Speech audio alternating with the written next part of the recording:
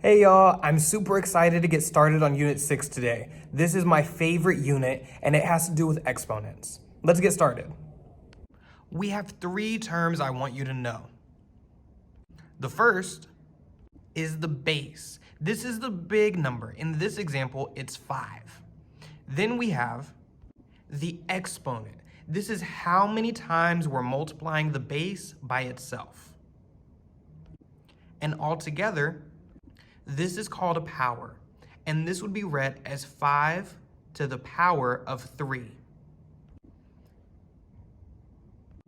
which really just means 5 times itself 3 times. So this would be 5 times 5 times 5.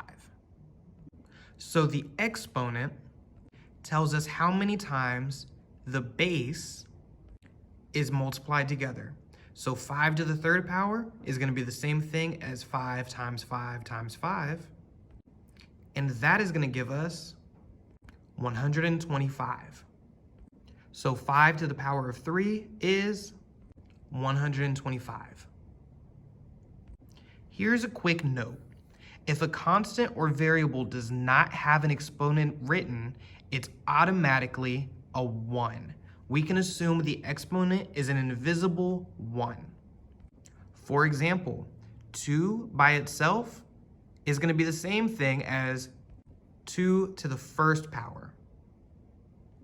And x by itself is going to have an invisible 1 as well. So that'll read as x to the first power, or x to the power of 1.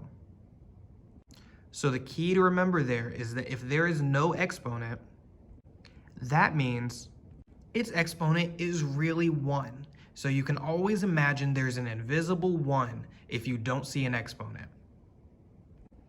Now that we know about exponents, let's go ahead and practice some of these examples, starting with 3 to the power of 4.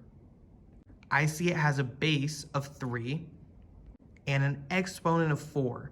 So 3 to the power of 4. That means I'm multiplying 3 by itself 4 times.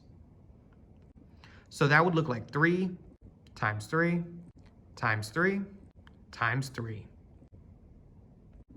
3 times 3 times 3 times 3 is going to give me 81. Now let's do the second example, B. It has a base of y and an exponent of 3. So that means I'm multiplying y by itself 3 times. So I'll have y times y times y. Since this is a variable, we can't solve it. I just want you to know that we're multiplying the base the number of times of the exponent. So in this case, since the exponent was 3 and the base was y, we're multiplying the y 3 times. Now, in C, we have x times x. Let's simplify that. We have x multiplying by itself twice. So that means our base is x, and our exponent is 1, 2, so it'll be 2. Up next, we have 4 to the power of 5. So we have a base of 4 and an exponent of 5. So we'll have 4 times 4 times 4 times 4 times 4. All of that multiplied together, 4 times 4 times 4 times 4 times 4, is going to give me 1,024.